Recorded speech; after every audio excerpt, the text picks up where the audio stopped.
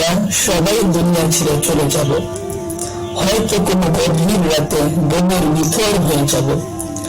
আত্মীয় স্বজন শিওর এসে কান্নায় ভেঙে পড়বে। কেউ গোসল করাবে, আবার কেউ কাপড়ের কাপড় পরিয়ে জানাজার জন্য প্রস্তুত করবে।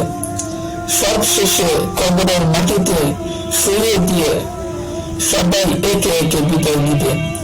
তখন আমি কবরে থাকবো একা, আর আমার সঙ্গে কি থাকবে? সঙ্গে থাকবে শুধু আমার আমল। কবরের অন্ধকারে মুনকার নাকির এসে প্রশ্ন করবে, তোমার রব কে? তোমার দিন কি? তোমার রাসূল কে ছিল? এই প্রশ্নের উত্তর দিতে পারবো আমরা? আমরা দুনিয়ার বুকে এত বিভোর, মৃত্যুর কথা ভুলে গেছি, অথচ জীবন ক্ষণস্থায়ী। আজই সময় প্রস্তুতি নেওয়ার, নিয়মিত সালাত আদায়, আল্লাহকে স্মরণ এবং পাপ থেকে দূরে থাকা। আর এগুলোই হচ্ছে আমাদের কবরের সঙ্গী। তো আসুন দুনিয়ার মোহ ছেড়ে আল্লাহর পথে ফিরে যাই। মৃত্যুর সেই এক একটি রাত আমাদের জন্য শান্তির রাত হোক। হায় আফসোস, যে দুনিয়ার জন্য আপনি আপনার জীবনকে কুরবানি করে দিয়েছিলেন, সেই দুনিয়ার কোনো কিছুই আপনার কোনো কাজে আসছে না। আপনাকে আপনার বাড়ির সামনে সুন্দর বাগানে কবর দেওয়া হয়নি, কারণ বাড়ির সামনের দামি জায়গাটা আপনাকে কবর দিয়ে এই জায়গাটা তারা নষ্ট করতে চায় না। আপনাকে কবর দেওয়া হয়েছে কোথায়? সেই কবরস্থানে যেখানে সকল মানুষকে কবর দেওয়া হয়।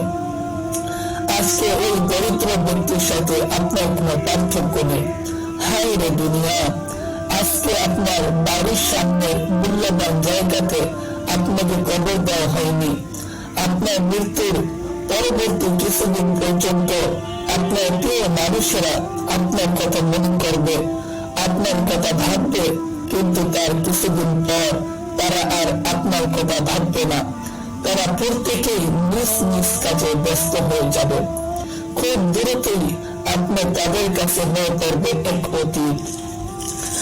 আপনি আপনার প্রিয় জনদের অর্থ উপার্জন করতে গিয়ে আপনার নিজের কথা ভুলে গিয়েছিলেন, আপনার আখিরাতের কথা ভুলে গিয়েছিলেন। কিন্তু হায় আফসোস, আজকে এই সব কিছুই আপনার কোনো কাজে আসছে না। অতএব প্রিয় বন্ধুগণ, সময় থাকতে সাবধান হন, এখনো সময় আছে।